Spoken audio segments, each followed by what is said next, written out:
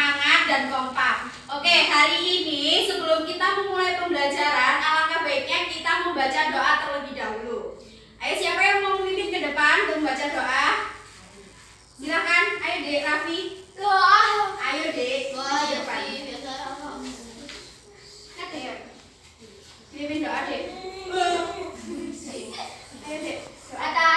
Berdoa. Duduk Islami tangan diangkat, kepala ditundukkan, berdoa mulai. A'udzubillahi minasyaitonir rajim. Bismillahirrahmanirrahim.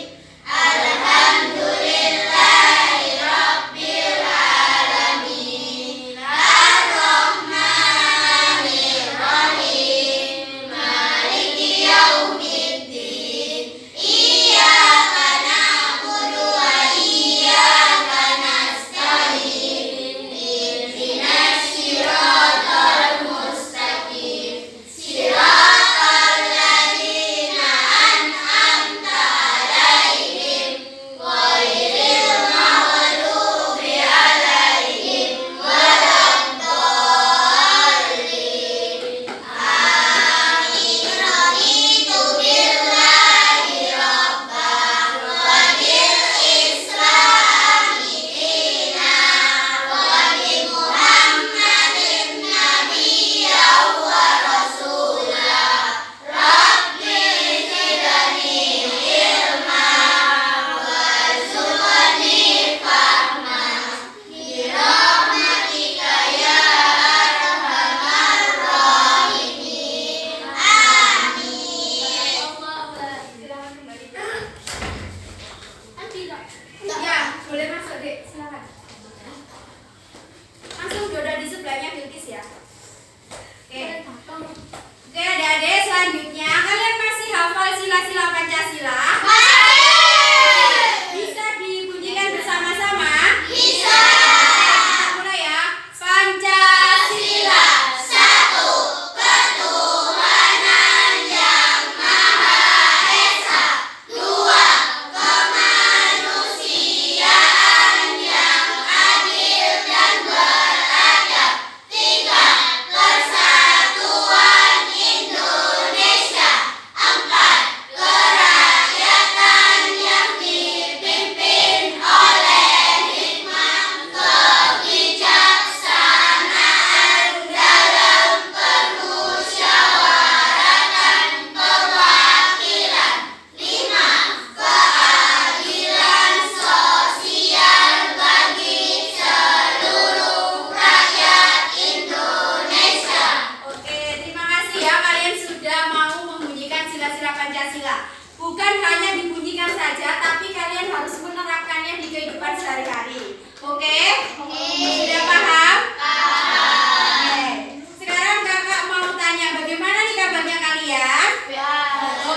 Baik. Kakak punya tepuk apa kabar? Kalian nanti bisa ditirukan ya. Oke. Ini kakak contohkan. Kalau kakak bilang tepuk apa kabar, kalian jawab baik-baik, cerdas-cerdas, sehat-sehat, ceria, semangat. Yes. Bisa? Bisa. Oke. Ayo kita mulai ya. Kakak bilang tepuk apa kabar? Baik-baik, sehat-sehat, sehat-sehat, Ceria, semangat. yes. Oke. Sekali lagi ya biar kompak ya. Ayo 1, 2, 3. Tepuk apa kabar? Baik-baik, cerdas-cerdas, sehat-sehat, ceria semangat, yes. Oke, terima kasih. Udah semangat semuanya. Untuk selanjutnya kita akan belajar tentang cerita fiksi dan gaya. Bisa di next mas start. Oke, menu yang pertama kita akan ke tujuan pembelajaran. Klik tujuan pembelajaran. Tujuan. Oke, tujuan pembelajaran kita hari ini itu menyebutkan tokoh-tokoh pada cerita fiksi. Kalian tahu tokoh-tokoh cerita fiksi? Tahu. Tahu ada antagonis, ada protagonis. fiksi. Nanti kita akan belajar tentang hal itu. Lalu kita ada cara membaca cerita fiksi sesuai artikulasi dan pengertian gaya gerak, dan juga kalian nanti mempraktikkan gaya dorongan dan tarikan. Untuk selanjutnya, cerita fiksi. Bisa kalian siapkan buku dan bahan ajarnya. Disiapkan dulu, sudah dibuka. Ini tentang cerita fiksi di halaman nomor 5 kalau nggak? Ya, nomor 5. Oke, kita bahas dulu ya. Kita fokus ke media pembelajaran yang sudah kakak buat. Itu ada tentang cerita fiksi. Pengertian dari cerita fiksi sendiri di sini adalah karangan atau cerita yang dibuat oleh pengarang berdasarkan khayalan atau dunia rekaan pengarang, bukan kenyataan. Apa perbedaan cerita fiksi dengan cerita fiktif? Kalau cerita fiksi itu bukan kenyataan. Kalau cerita fiktif, contohnya kayak gini, cerita fiksi itu kakak kemarin ya, kakak itu mengarang cerita, terus kakak buat sebagai cerita fiksi. Sedangkan fiktif itu seumpamanya Adi mengalami peristiwa apa gitu ya, itu benar-benar real ceritanya Adi, paham? Terus ditulis ke dalam cerita, itu namanya fiktif, yang benar-benar sudah kejadian. Kalau fiksi itu rekayasa, ada atau tidaknya peristiwa itu termasuk karangan dari pengarang.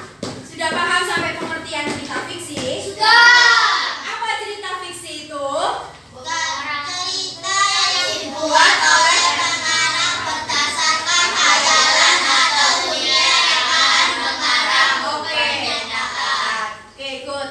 Untuk pelaku dari cerita fiksi itu disebut ada tokoh antagonis yang termasuk tokoh jahat. Biasanya di sini antagonis itu peran kedua, atau kan protagonis itu biasanya tokoh utama yang selalu disakiti dan lain-lain gitu kan. Nah, yang antagonis itu yang selalu menyakiti, biasanya seperti itu. Paham? Apa itu antagonis? Tokoh jahat. Kalau protagonis? Tokoh baik. Oke, bisa di next. Ciri-ciri cerita fiksi. Di sini ciri-ciri cerita fiksi itu dibuat berdasarkan cerita rekaan atau cerita nyata. Cerita rekaan ini maksudnya itu pengarang dapat membuat cerita dengan terinspirasi dari peristiwa nyata, namun kemudian cerita itu bisa ditambah atau dikurangi oleh pengarang. Nah, kalau fiktif itu kan nggak boleh dikurangi ataupun ditambah boleh, tapi tidak boleh membuat cerita itu menjadi tidak utuh gitu ya. Kalau fiktif, kalau cerita fiksi bisa ditambah ataupun dikurangi. Untuk tujuan dari cerita fiksi itu untuk menghibur serta menceritakan suatu peristiwa. Sudah paham tujuannya? Kita lanjut ya. Oke, menggunakan bahasa yang komunikatif. Komunikatif itu seperti apa? Komunikatif itu yang mudah dipahami oleh pembaca. Jadi kalau kakak yang mengarang cerita fiksi, terus kalian yang membaca, itu kalian tuh bisa paham. Contoh, kalian kan masih anak-anak, jadi kakak harus mengarang cerita fiksi itu sesuai dengan usia kalian. Bisa kalian memahami gitu. Dan untuk selanjutnya, teks fiksi memakai bahasa yang tidak baku dan menarik pembaca. Jadi tidak baku itu bisa menggunakan bahasa sehari-hari. Terus untuk menarik pembaca bisa biar kalian itu kalau di halaman awal itu kalian bisa tertarik dan melanjutkan sampai di halaman terakhir gitu ya. Sudah paham? Masih semangat? Bisa di next? Oke, tadi sudah belajar tentang cerita fiksi. Sekarang kita belajar tentang perbedaan gaya dan gerak. Kalian sudah pernah belajar gaya dan gerak?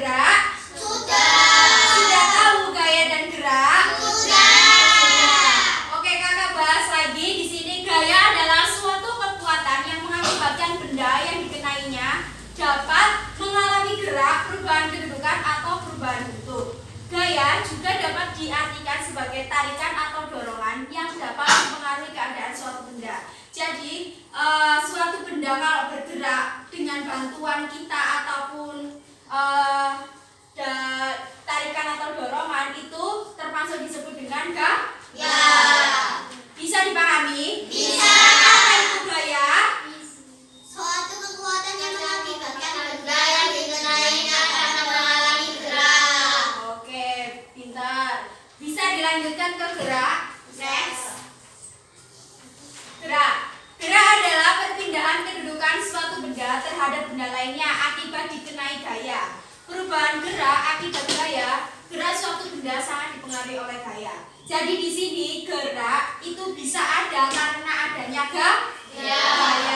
Jadi gerak dan gaya itu saling berkaitan. Sudah paham? Sudah. Bisa dilanjut? Bisa. Masih semangat? Asik. Oke, bisa di next Mas. Oke. Pengaruh gaya terhadap gerakan benda. Gerak dapat mempengaruhi gerak benda. Beberapa pengaruh gaya terhadap gerakan benda yaitu yang pertama, gaya dapat mempengaruhi benda diam menjadi bergerak. Yang kedua, gaya dapat mempengaruhi benda bergerak menjadi Diam. Yang ketiga, gaya dapat mempengaruhi benda bergerak lebih cepat atau lebih Lambat. Yang keempat, gaya dapat mempengaruhi arah gerak suatu Benda. Oke, jadi di sini tuh Dek, gaya itu bisa mempengaruhi benda diam menjadi bergerak. Contohnya seperti ini. Kakak ini diam ya. Terus digeser jadi bergerak kan tadi. Berpindah tempat kan. Nah, itu disebut dengan gaya. Kalau gaya itu ini usahanya. Kalau apa perpindahan itu namanya gerak. Sudah paham? Sudah. Oke, bisa di next. Contoh peristiwa yang menunjukkan gerakan benda akibat gaya. Yang pertama, sepeda dibelokkan akan berubah arah sesuai gerakan pengayuhnya. Kalian pernah bersepeda? Pernah. Kalian kalau mengayuh itu kan nggak harus lurus terus kan? Ya. Pasti ada belok kanan, belok Kiri. Nah, itu juga bisa termasuk dalam peristiwa gerakan benda akibat gaya. Jadi gaya itu kalian yang usaha mengayuh, terus kalian kalau membelokkan kanan kiri itu namanya gerak. Oke, yang kedua, mobil mogok yang didorong akan bergerak. Mobil kan tadinya mogok kan diam, ya kan? Terus kalau didorong itu jadi apa? Bergerak. Itu berarti contoh yang tadi benda dia menjadi Gerak. Nah, yang ketiga, meja yang didorong akan bergerak, iya atau tidak? Ya. Kalian pernah mendorong meja tapi nggak bergerak? Gak pernah. Nggak pernah. Nah, karena meja itu kan diam, terus kalian usaha untuk mendorong itu menjadi gerak. Terus selanjutnya ada sepeda motor yang direm akan berhenti. Rem itu kan usaha kalian mengerem, tangan kalian kan yang berusaha. Lah, itu bisa dilakukan dengan akibat dari gaya. Gaya itu apanya? Tarikan dari tangan. Terus kalau berhenti itu namanya apa? Gerak. Sudah paham? Sudah. Selanjutnya yang nomor 5. Kelereng yang dijentikan akan bergerak, ya atau tidak? Ya. Pernah main kelereng? Oke, kita lanjut next. Oke, hubungan gaya dan gerak disertai dengan peristiwa di lingkungan sekitar. Jadi kalau hubungan gaya dan gerak itu memang dikaitkan dengan lingkungan sekitar. Contohnya tadi kayak kalian mendorong meja, menarik meja, mendorong meja itu kan kehidupan sehari-hari. Kalian contohnya membantu orang tua, kayak memindahkan barang itu kan benda yang menjadi diam menjadi bergerak. Itu juga termasuk dari gaya yang berkaitan dengan lingkungan sekitar. Siapa yang mau membacakan yang ada di depan? Dibacakan saja tulisannya. Aina silakan dibaca. Hubungan gaya dan gerak. Yang keras deh. Hubungan gaya dan gerak pada peristiwa bermain ketapel adalah gaya saat anak menarik ketapel dan melepaskannya, memengaruhi batu yang semula diam menjadi bergerak setelah dilontarkan dengan menggunakan ketapel. Hubungan gaya dan gerak pada peristiwa menimba adalah gaya yang dikerjakan paman saat menarik tali timba mengakibatkan ember yang semula diam menjadi bergerak naik.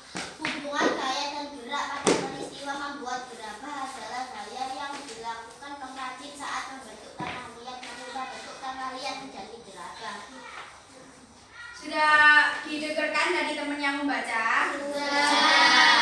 Di sini tadi yang temennya baca itu adalah contoh dari peristiwa yang berkaitan dengan gaya dan gerak.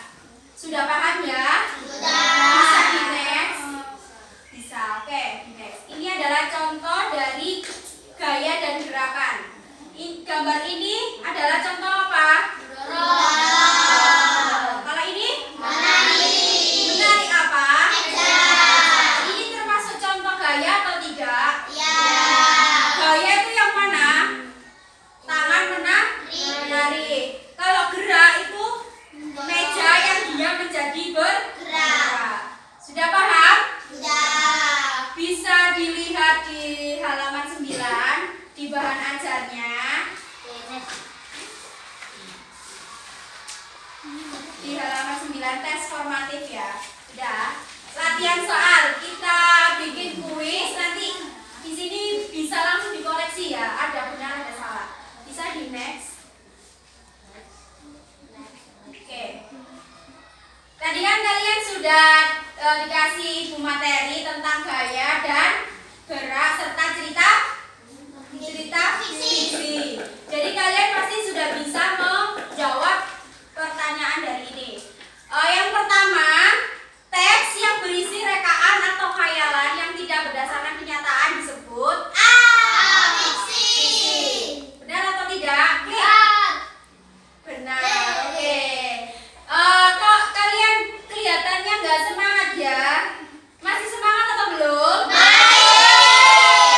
Ada yang belum. Kita bisa tepuk semangat terlebih dahulu. Bisa? Oke. Kakak punya tepuk semangat seperti ini. Nanti dicontohkan ya. Kalau kakak bilang tepuk semangat, semangat, semangat, semangat, semangat, gitu ya. Sudah bisa? Oke, ayo kita mulai. Tepuk semangat.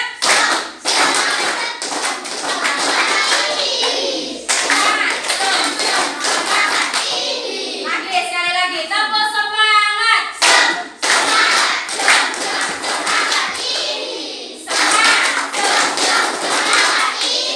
Oke, bisa dilanjut kuisnya? Bisa di next nomor 2. Oke, nomor 2. Siapa yang mau menjawab? Jangan baca dulu. Nomor 2, siapa yang mau menjawab? Ayo lanjut tantangan. Langsung, nggak perlu takut salah, nggak perlu takut bener. Ayo, siapa yang mau menjawab? Wardah ya. Oke, Wardah ya, nanti dijawab ya. Berdasarkan cerita asal mula Telaga Warna yang ada di buku kalian, di manakah latar tempat terjadinya peristiwa pada cerita tersebut? Cerita Telaga Warna. Raffi jawab Telaga apa? Jawa Barat. Jangan diklik dulu. Ii jawab apa? Jawa Timur. Safira jawab apa? Jawa Barat. Kalimantan. Jawa Tengah. Jawa Timur. Jawa Barat. Jawab apa? Jawa Timur. Kalimantan. Jawa Barat. Bisa diklik jawaban di Jawa Barat. Yang benar Jawa Barat. Oke, yang selanjutnya nomor 3. Nanti bisa diisi ya dek yang ada di bahan ajarnya. Yang nomor 3. Coba diisi dulu. Nanti kita lanjut ke kuis. Sampai nomor 2 dulu. Sudah? Sudah ya? Oke, yang nomor 3 siapa yang mau jawab? Oke, Raffi dan Bilqis. Tarikan atau dorongannya dapat mengubah gerak suatu benda disebut gaya. Oke, klik gaya. Benar. Oke, good. Yang nomor 4. Gaya menyebabkan benda apa? Bergerak. Coba bergerak. Benar atau salah? Oke, good. Nomor 5. Sambil dijawab ya, Dek. Perhatikan gambar di bawah. Aktivitas yang dilakukan Rudi adalah mendorong. Coba klik mendorong meja. Benar. Oke, good. Bisa di next deh. Oke, terima kasih kalian sudah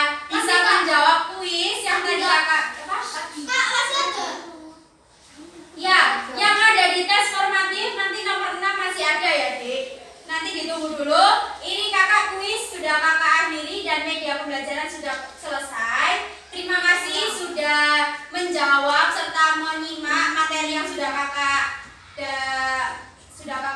sampaikan. Sekarang kita menjawab tes formatif dari nomor 6. Ayo coba kita jawab bareng-bareng ya. Yang nomor 6. Contoh di bawah yang bukan merupakan fiksi adalah yang ada di ABC itu yang bukan cerita fiksi yang mana? C. Buku sejarah. Benar yang C? Benar? Benar. Oke, jawab yang C. Sudah. Nomor 7, gaya dapat merubah kedudukan benda. Contohnya seperti? Jawabannya berarti yang A, B, atau C tadi? A. Oke, good. A. Yang nomor 8, gaya yang dibutuhkan ketika menimba air di sumur adalah gaya yang berupa? A. Oke, good. Nomor 9, tokoh dalam cerita yang punya sifat baik dinamakan? Protagonis. Yang D. Nomor 10, cerita kancil dan buaya termasuk? Oke, A. Good. Sudah selesai? Sudah. Oke. Ya, sudah selesai untuk PowerPoint-nya. Untuk hari ini kakak mau 2 orang ke depan untuk mempraktekkan gaya dorongan dan tarikan. Siapa yang mau? Ayo, 2 orang. Adi sama siapa? Sama Ines. Oke, ayo maju. Ayo Adi, Ines maju ke depan. Sini, maju ke depan. Ines mempraktikkan yang dorongan, terus Adi yang tarikan. Contoh, ayo Ines. Gimana? Praktekkan dorongan. Ya, ayo. Nah, dorongan yang dilakukan Ines itu yang tadinya meja yang diam menjadi bergerak karena dorongan Ines itu disebut dengan gaya. Contoh Adi, ayo lakukan praktek.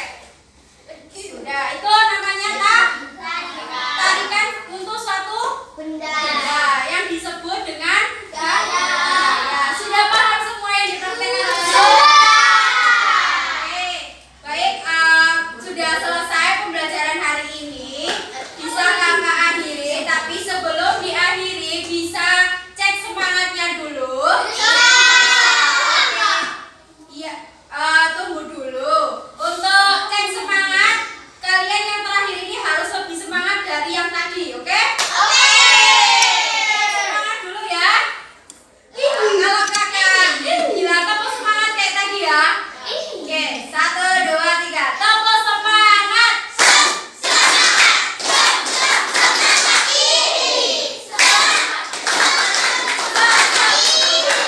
Sekali lagi nggak kompak. Ayo lagi ya. Topo semangat.